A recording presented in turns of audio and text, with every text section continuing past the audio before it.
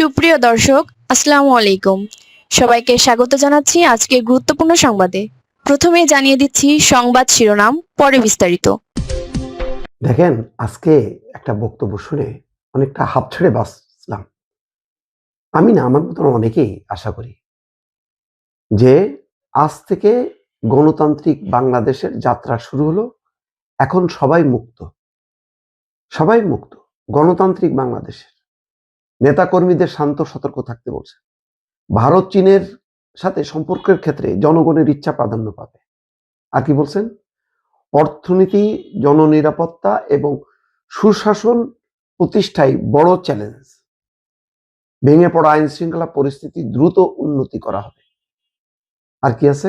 Commitment. দেখেন, প্রতিটি নাগরিকের ক্ষেত্রে আইন সমানভাবে প্রয়োগ করা হবে। নির্বাচনে অংশ নেওয়ার জন্য সবাইকে অভিনন্দন জানাচ্ছেন তারেক রহমান আজ সংবাদ সম্মেলনে। বিরোধী দলের কাছে দায়িত্বশীল আচরণের প্রত্যাশা, দায়িত্বশীল আচরণের প্রতিষ্ঠা, মানবিক এবং গণতান্ত্রিক দেশ গড়তে সবাইকে ঐক্যবদ্ধ থাকতে হবে। কথাগুলো এত ভালো লেগেছে। দেখেন, এটাই গণতান্ত্রিক এবং মানবিক এবং গণতান্ত্রিক বাংলাদেশ করতে আমরা তো এটাই চেয়েছিলাম, যাতে কোনো বিভাজন তৈরি না করা হয়।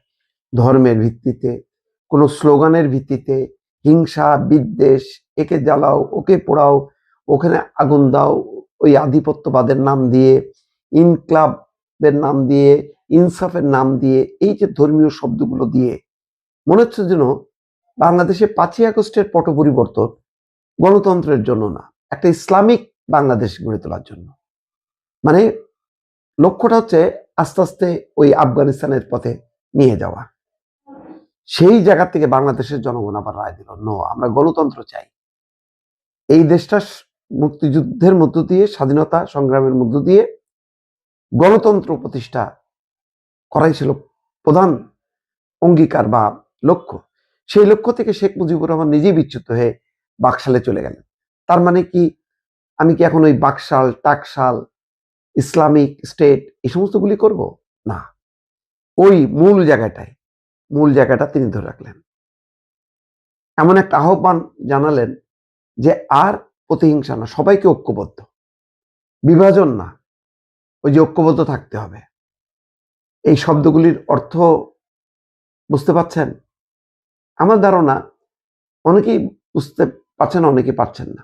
এই যে গণতান্ত্রিক পথে বাংলাদেশের যাত্রা শুরু, সবাই এখন মুক্ত। আপনি স্বাধীন, মুক্ত, কিন্তু আপনি দায়িত্বশীল আচরণ করবেন। বিরোধী দলের প্রতি তিনি আহ্বান জানিয়েছেন দায়িত্বশীল আচরণ করার জন্য। আনন্দের মুহূর্তে খালেদা জিয়ার অনুপস্থিতিতে তিনি ব্যথিত, অবশ্যই সারা জাতি ব্যথিত। এই দৃশ্যটা তিনি দেখে যেতে পারলেন না। এই ক্ষতটা বা এই শোকটা আমার ধারণা যে তারেক রহমানকে শক্তিতে রূপান্তর করবে। এই যে মা দেখে যেতে পারলো না, কবরে শুয়ে এখন তিনি দেখবেন ছেলে কেমন বাংলাদেশ গড়ে। এটা হয়তো তার মনের মধ্যে একটা জেদ এবং আকাঙ্ক্ষা কাজ করবে।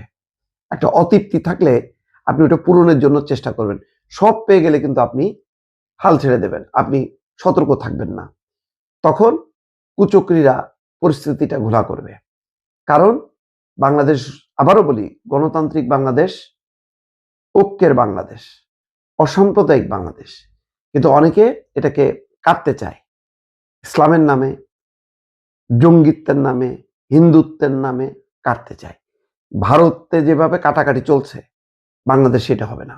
বাংলাদেশ হবে একটা আদর্শিক রাষ্ট্র।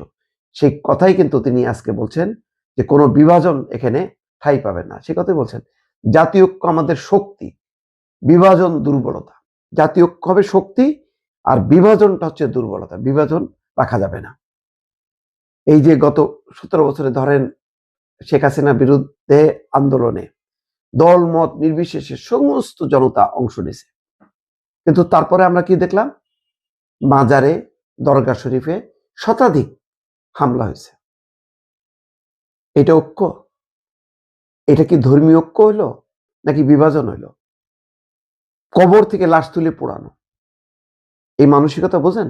দীপু চন্দ্র দাস, তার জন্য আমাদের ইন্ডিয়ার কাছে নাকানি চুপানি খাইতে হলো, কিন্তু ঘটনা তো সত্য। তার লাশ পোড়ানো হলো, আর বহু মানুষকে এভাবে হত্যা করা হলো। গত 17 মাসে যে কর্মকাণ্ডগুলি চললো, আইন শৃঙ্খলা বাহিনীর সামনে দিয়ে 32 নম্বর জ্বালানো হচ্ছে, আবারও জ্বালানোর পর জ্বালানো, একের পর এক। আরো অন্যান্য জায়গায় সুদর্শন থেকে শুরু করে আওয়ামী লীগের অফিস, বাসা, বাড়ি, মানে পুড়ে গেছে। সেই পোড়ানোর উপর আবার তারা নৃত্য করতেছে। এই শক্তি কারা? এই শক্তির সর্বশেষ চেষ্টা ছিল নির্বাচনে 5 দিন আগে যমুনা ঘেরাও করে সেখানে একটা মাতম তুলে মানুষকে নামায় দেয়া। হয় নির্বাচন হলে তাদের পক্ষে একটা জোয়ার চলে আসবে, জনগণ সাড়া দেবে, আর না হলে নির্বাচন বান চালাবে। আইন শৃঙ্খলা বাহিনী সেটা নস্যাৎ করছে। এখন মূল রাজনৈতিক শক্তির কাছে ক্ষমতা চলে আসলো, যারা বলছে এটা গণতান্ত্রিক বাংলাদেশ, এটা ঐক্যের বাংলাদেশ।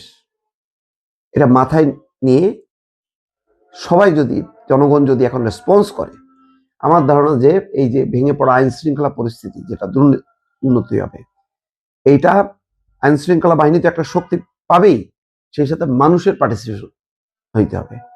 একটা মব যাতে আর বেরোতে না পারে, আর এই মাতম যাতে না করতে পারে। বলছে না শেখ হাসিনার মতন তারেক রহমানকে লাথি দিয়ে দিল্লিতে পাঠাই দেবে। এই বার বাড়ছে না? তারপরে শিক্ষকদেরকে দিয়ে পদত্যাগে সাইন করা হয়েছে না রাজশাহী বিশ্ববিদ্যালয় আম্মার? আবার এখানে এসে নারীদের অঙ্গ নিয়ে অশালীন স্লোগান হয়েছে না? এগুলি কি আর চলবে? এগুলি কি আর হইতে দেওয়া হবে? হতে দেওয়া হবে না। যদি চলে তাহলে বুঝবো যে পুরো নির্বাচন, পুরো গণতন্ত্র শেষ। বাংলাদেশ, এই দেশে আর শান্তি হবে না। এখন এই বলছে না যে সবাইকে সতর্ক থাকতে, সবাইকে সতর্ক যদি থাকে